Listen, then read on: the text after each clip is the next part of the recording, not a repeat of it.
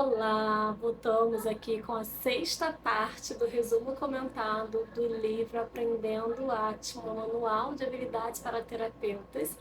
E como falei na última, no último vídeo que nós estávamos falando sobre entrar no momento presente, a importância de entrar no momento presente, hoje vamos falar de construir uma tomada de perspectiva flexível por meio do eu como contexto. Eu até já dei alguns pitacos sobre isso lá no hexágono, da flexibilidade psicológica, que o eu como contexto contrapõe o eu como conceito.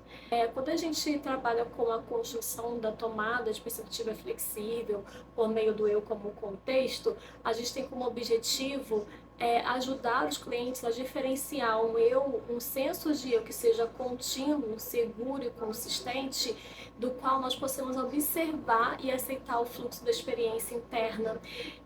Ajudar o cliente também a identificar esse senso do eu como algo contínuo, como um contexto, uma arena ou um local em que toda a experiência acontece. Eu adorei quando os autores eles colocam como arena, porque você para pra pensar, não é uma arena. O que uma arena é? Ela recebe ali os eventos, né? Uma peça teatral, uma luta, é uma arena. Na arena você tem ali nós somos como uma arena, né? Nós recebemos os pensamentos, as emoções, as sensações, as memórias, porque nós nada mais somos do que um palco, né, onde vamos receber todos esses tipos de eventos. E se você parar para fazer uma analogia com o teatro, por exemplo, com peças teatrais, você não tem peças teatrais só de comédia, você não tem peças teatrais só de stand-up, por exemplo, você tem também drama, você tem também monólogos tristes, enfim, para você entender que você é algo onde vai passar vários tipos de experiências e que você deve estar dispostos a essas experiências, né? E quando a arte ela coloca que essa perspectiva flexível e esse eu como contexto, ela também fala muito da compaixão e da empatia nessa flexibilidade, e ela fala em nós ajudarmos nossos clientes a preparar essa arena para receber esses eventos.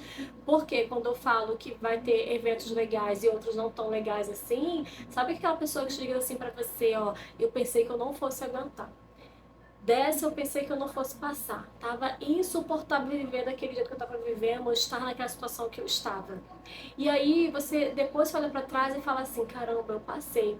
É só escolher de que maneira você consegue passar da melhor maneira possível, da maneira que você é, consegue lidar com isso.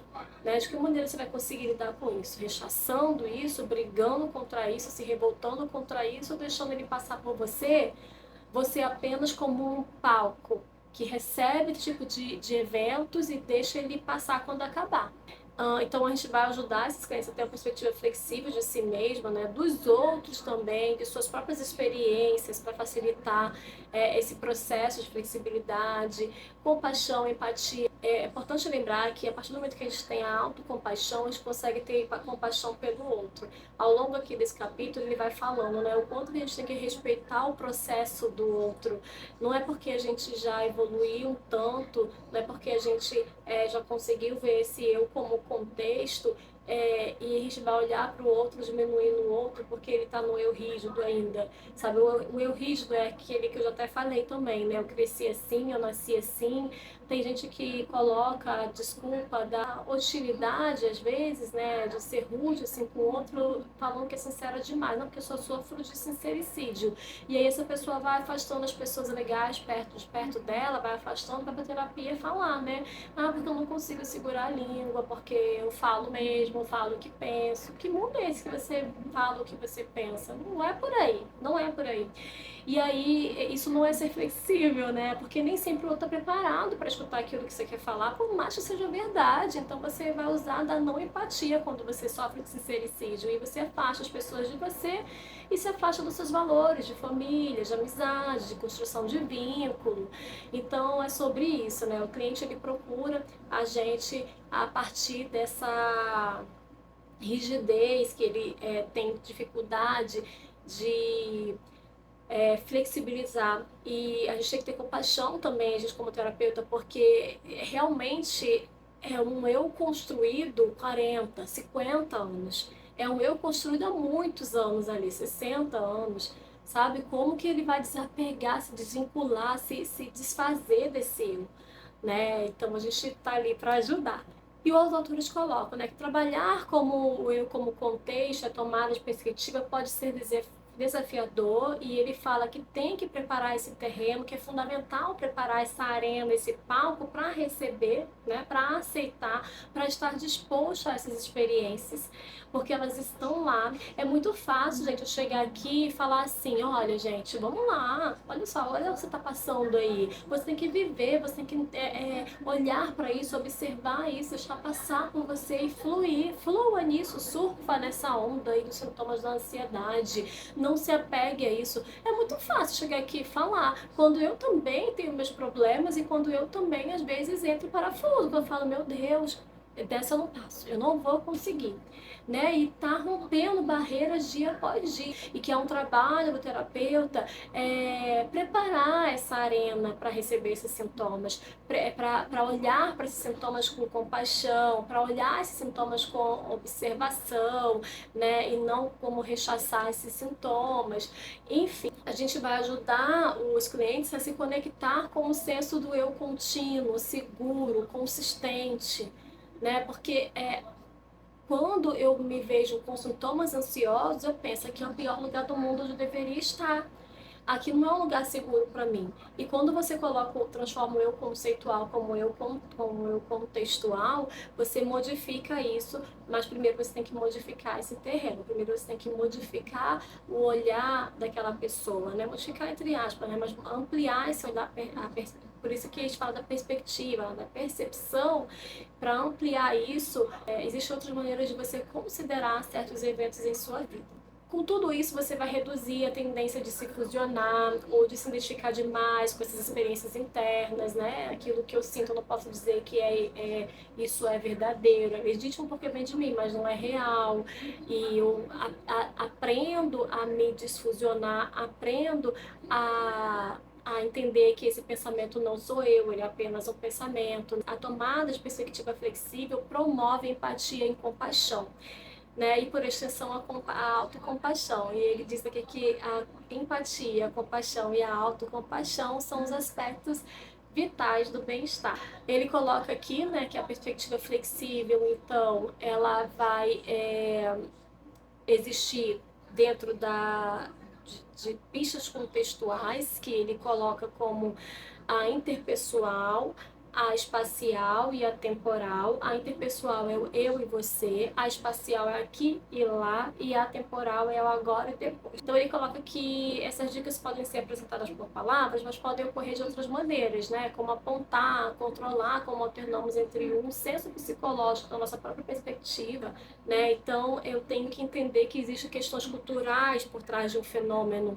né? De que forma que eu recebo esse fenômeno. E a outra perspectiva em um local diferente também, né? Bom, então é a perspectiva do aqui, que é a minha, talvez, ou a do outro, ou da cultura, ou do local aqui, e de um local diferente, que é o lá, tá? Aqui eu ampliei bastante, né? Falei de fenômenos que tá aqui e lá, mas aqui ele tá falando dessa perspectiva do eu, tá? Do eu aqui e do eu lá. E aí ele fala que essa capacidade de a gente alternar entre essas perspectivas, ela é aprendida, né, no nosso próprio curso normal do desenvolvimento social. E aí ele coloca que esse processo, né, de treinamento social vai surgir três sentidos, que é o eu como conteúdo, ou eu conceitualizado, o eu como processo, que é o eu conhecedor, e o eu como contexto, que é o eu observador.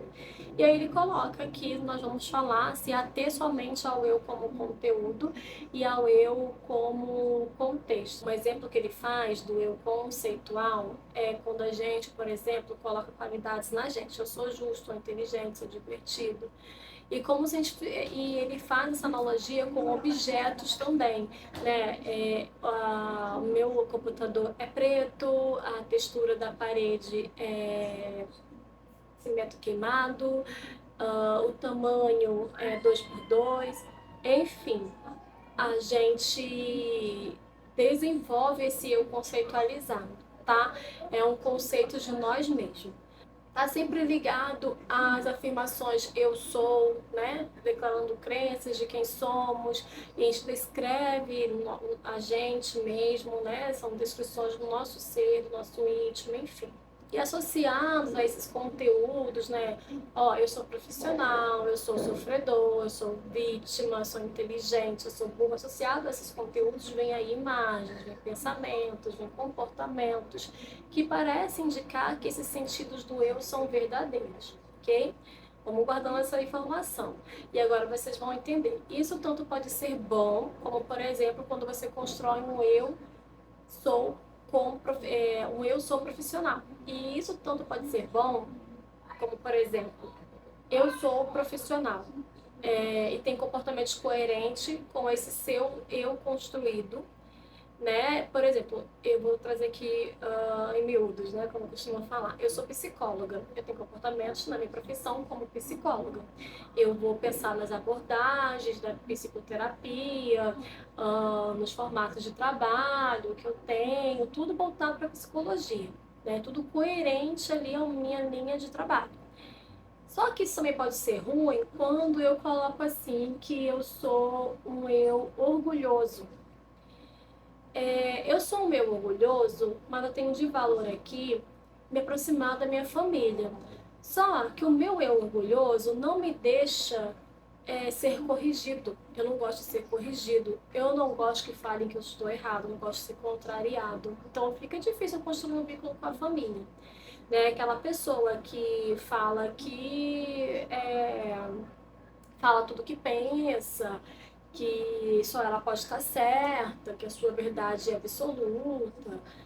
Bom, o processo de apego com esse eu conceitualizado prejudica nos relacionamentos. E aqui ele dá um exemplo, relacionamento com a família, né? Mas prejudica em vários tipos de relacionamento, né? Gente, aquela pessoa que não pode ser contrariada, que só o que ela fala que presta. Ninguém quer ficar perto dessa pessoa, que você não consegue ter uma discussão saudável com essa pessoa, mostrar o seu ponto de vista, porque só ela quer falar ou ela acha que ela não consegue nem abrir a possibilidade de ela estar errada, né? O benefício da dúvida, então essa pessoa vai perdendo ali vínculos, vai perdendo amizades, por conta desse eu conceitual que ela formou para ela. O eu como contexto, também pode ser chamado como eu observador ou eu transcendente, né, leva o mesmo processo de treinamento social. Aí ele dá exemplo aqui para explicar como que acontece esse eu como contexto, quando você pergunta à criança assim, o que você quer comer, o que você viu, o que você está sentindo, ela vai sempre respondendo, eu quero comer biscoito, eu sinto medo, eu vi um gato. Então sempre mudam a perspectiva, muda o local, muda sobre o que ela está falando, mas sempre vai ter um eu ali, né? E esse eu explora uma constante, né? O lugar consciente do qual os eventos são conhecidos. Eu quero comer, eu tô sentindo felicidade, eu vi um gato, né? Então o eu sempre vai estar presente, mas as constantes vão modificando. Ele dá esse exemplo para dizer que o eu como contexto é a própria perspectiva a partir de qualquer falar, de qualquer ato, da vivência também da pessoa.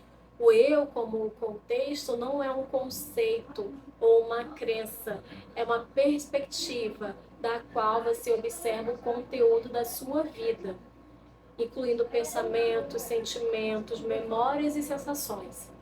O eu observador, que é a mesma coisa do eu como contexto, vou sempre falar o eu como contexto, mas se em algum momento eu falar eu observador ou eu transcendente, vocês vão entender que está sempre dentro desse contexto do eu como contexto. Tá? O eu observador é um contexto maior, atemporal, é interconectado, guarda todas as experiências de uma pessoa, mas, no entanto, não é nenhuma delas. Não sei se ficou complicado aí para vocês entenderem, mas o que está dizendo aqui que não é nenhuma delas?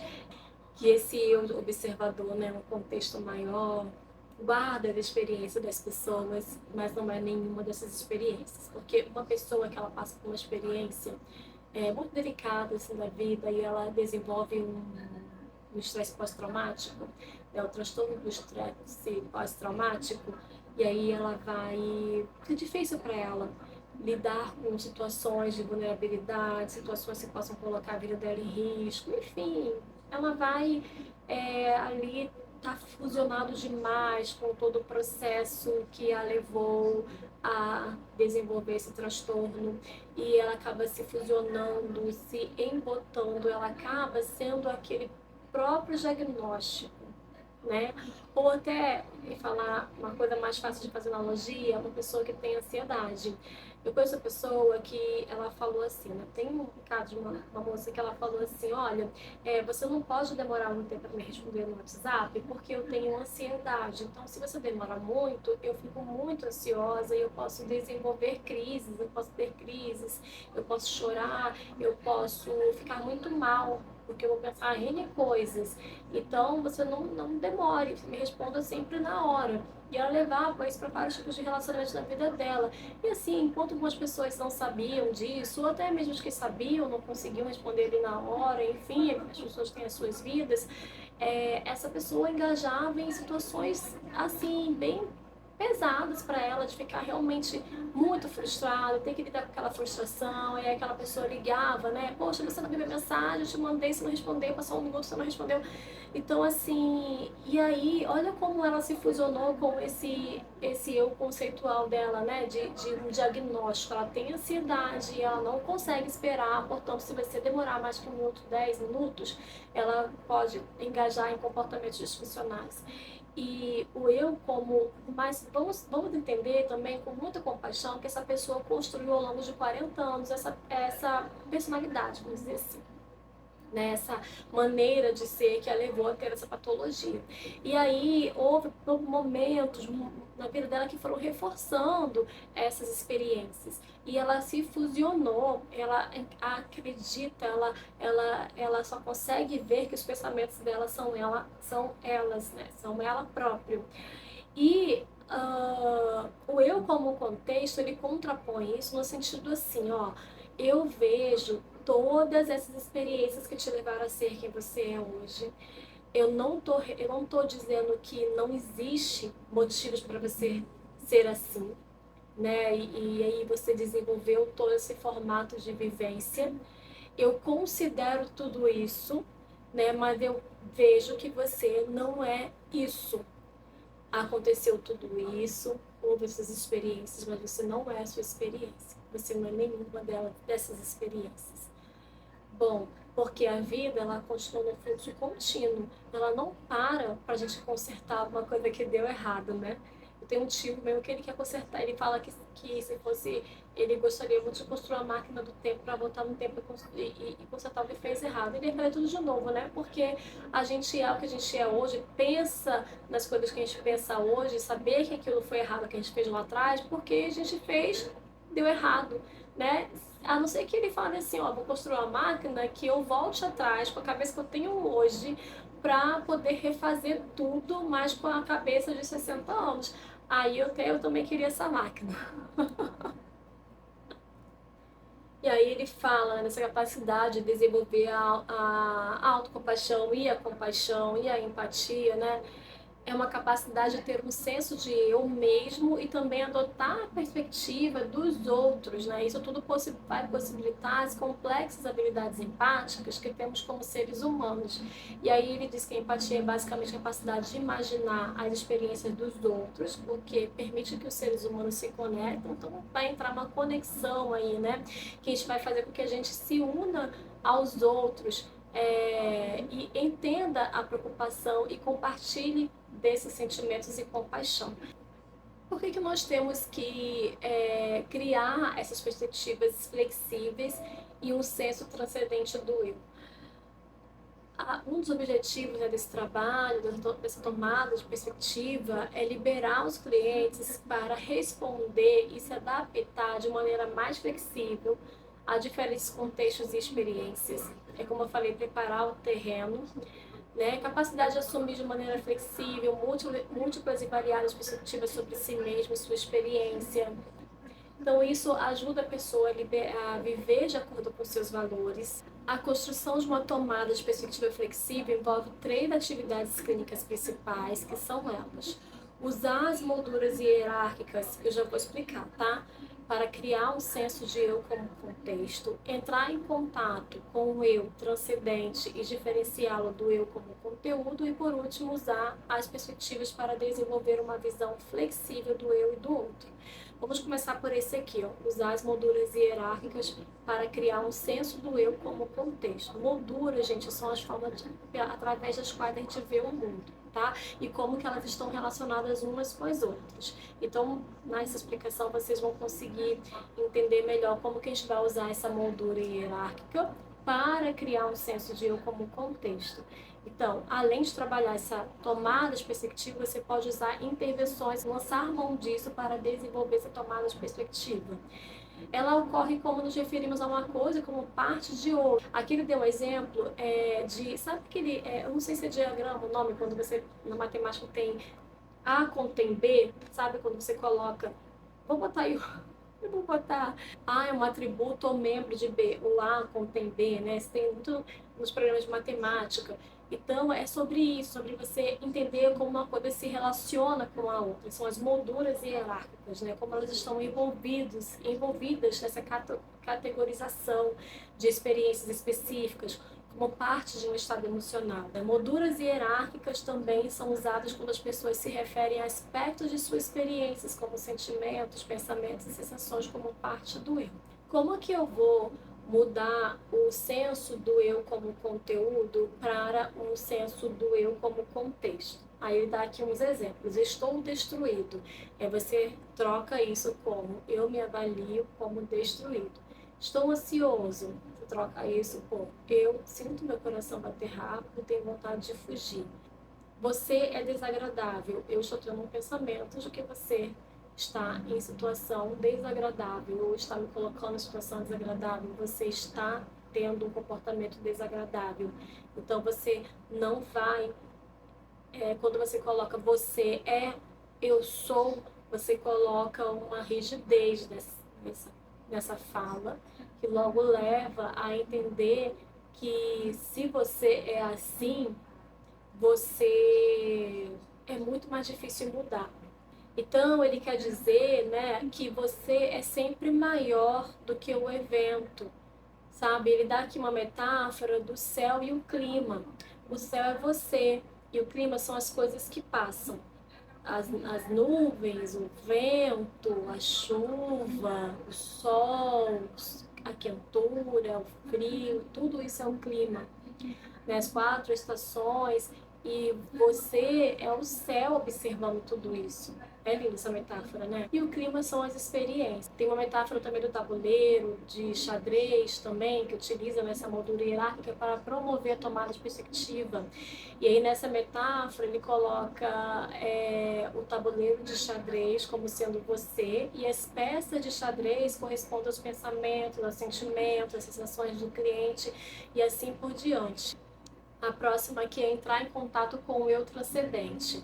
Essa parte é bem mais rápida, né? Quando a gente entende, quando a gente já entendeu que as molduras hierárquicas e como que elas se relacionam, né? Como que aquele evento se transforma num evento que aprisiona a gente dentro daquele eu conceitual, que está ali dentro da gente, se formando há 40 anos, e portanto é difícil a gente se desapegar desse eu conceitual. Então, o entrar em contato com o eu transcendente é você perceber que você não é o próprio evento e você conseguir observar esse evento. Então, primeiro você está lá nas molduras hierárquicas, percebendo que você não é o evento, como no tabuleiro de xadrez. Você é o tabuleiro e as peças são os eventos que vão acontecendo.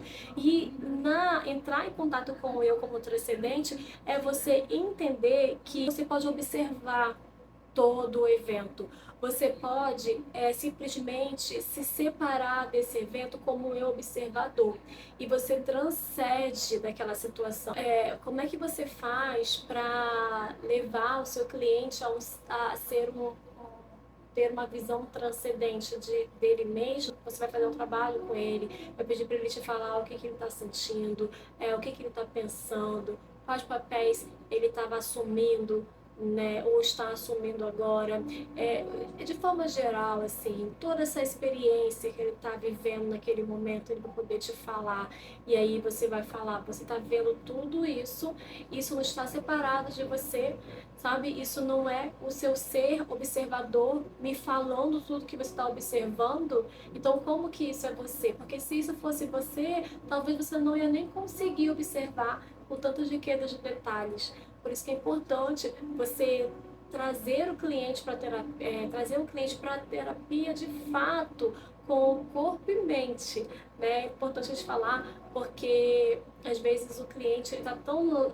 preso no passado e jogando, jogando, jogando, que ele não consegue perceber que aquilo são eventos que aconteceram na vida dele e que ele está observando tudo aquilo e que mesmo que ele insista dizendo que tudo isso que ele viveu transformou ele em quem ele é hoje, você vai também mostrar, né, tentar fazer com que ele veja que transformou esses eventos não têm a capacidade de transformar ele no eu conceitual, porque eles são observáveis, eles são eventos que eles foram observados pelo próprio locutor, que é o cliente.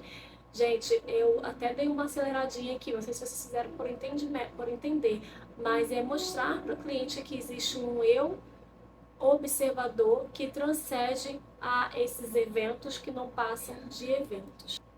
E aí ele até coloca aqui, né, como que a gente vai diminuir a fusão das autoavaliações, né, quando a pessoa fala, eu me transformei nessa pessoa que eu sou hoje porque me autoavalio assim, eu sou péssimo, enfim, como que faz isso? Aí ele começa falando que as autoavaliações, elas são bom em alguns aspectos da vida, como prevenir de perigos, orientar nossas decisões, ajudar a conhecer os direitos e os erros culturalmente definidos, mas podem ser bastante prejudiciais em outros aspectos da vida, principalmente quando direcionadas a si mesmo. Então, quando eu me fusiono com meus pensamentos, eu nem acredito que aqueles pensamentos apenas foram eventos que aconteceram na minha vida.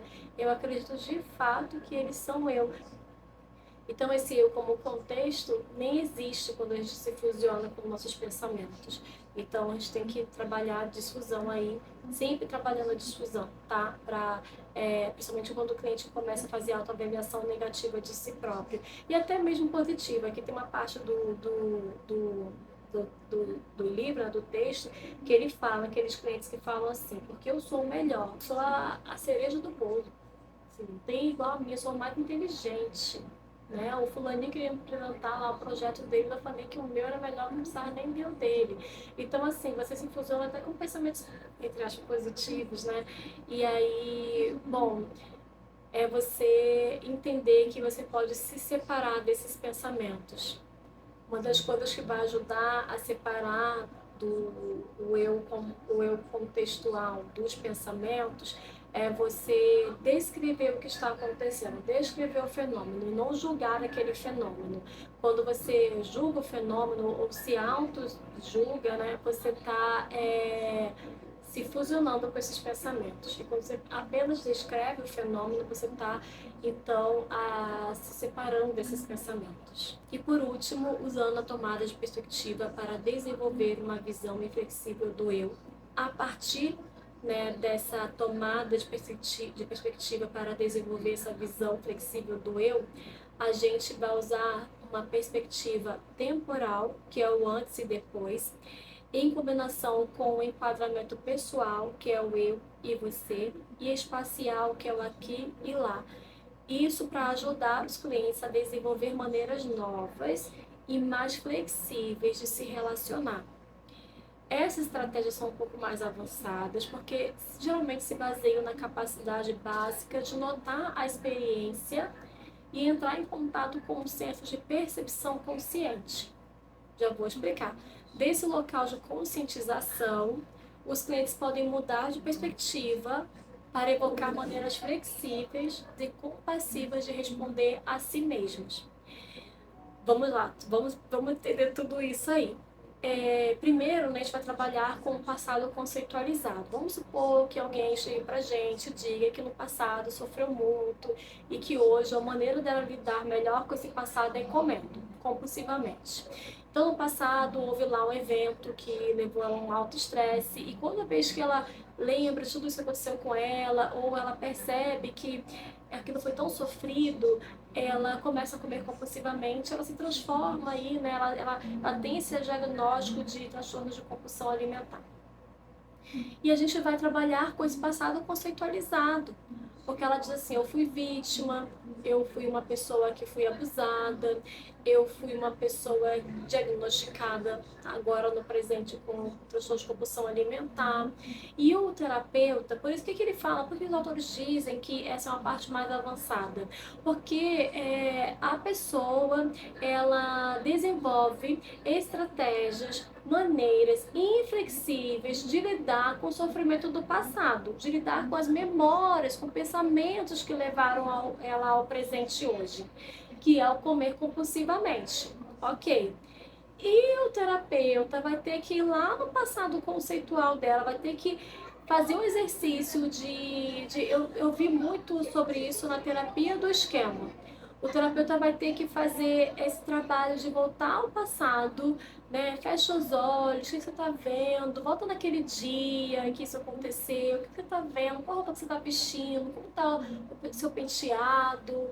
Estava maquiada, em que lugar é esse? Me descreva o que você está vendo no seu ambiente. E a pessoa vai entrar em contato com esse eu conceitual do passado, com esse eu do passado, e vai dizer o que ela gostaria que tivesse acontecido, né? Vai remontar essa história, vai ressignificar. Então, as molduras temporais podem ser usadas para ajudar os clientes a contatar, estar em contato com o passado, que ele conceitualizou essa pessoa do jeito que ela é hoje, de maneira a promover maior flexibilidade na resposta para ele próprio. Esses exercícios geralmente tomam a forma de pedir aos clientes que se transportem para eventos passados e interajam com o eu que estava lá naquela situação. Foi o que eu acabei de falar. Né? Então, a gente vai pedir para o cliente retornar ao passado para conseguir encontrar melhor maneira de lidar com o presente dele hoje. Já tive a experiência quando a gente falou assim: eu só queria receber um abraço. Eu só queria ter alguém para me falar que estava tudo bem. Né? Tem uma questão de abandono aí. E aí, assim, o eu presente abraçou esse eu do passado, né? Nessa imagem criada ali através dos pensamentos, através da memória, ela voltar ao passado e perceber ali que não tinha esse eu adulto para abraçá-lo, mas hoje ela é um eu adulto que pode ver toda essa história de uma nova perspectiva. É um pouquinho difícil falar sobre momentos delicados do passado desse cliente e pedir para ele voltar nesse momento de forma bem fusionada, porque vai doer tudo de novo. Mas pense bem, hoje no presente está doendo tanto quanto antes, sendo que hoje no presente ele encontrou estratégias, porém disfuncionais, de lidar com situações do passado. Quando você faz ele revisitar esse momento do passado para olhar esse evento com uma nova perspectiva, você dá uma chance de ampliar a própria perspectiva dele, de ampliar estratégias que ele pode usar agora no presente, para que ele não venha a engajar em comportamentos disfuncionais, né? Fugir, não querer entrar em contato com o momento presente, não querer sentir. Já até falei de um homem, né, que não queria sentir tristeza, não queria não, dizia ele que não sentia tristeza, né? E é sobre isso, sabe? E essa é uma parte muito delicada, porque tem que ter aí um bom tempo separado para fazer isso. Você não sabe se esse cliente ele vai, como que ele vai sair, né, dessa situação provocada ali em terapia, mas em sessão, na sessão da terapia. Mas o lado bom é que você está um ambiente controlado. Então, você vai fazer com muita delicadeza e cuidado, e o fato de você estar nesse ambiente controlado é um ambiente seguro também, tá? E você vai ajudando ele a lidar com tudo isso com várias perspectivas. Vou encerrar e o próximo tema será a tomada de perspectiva flexível e autocompaixão. Muito obrigada, até a próxima.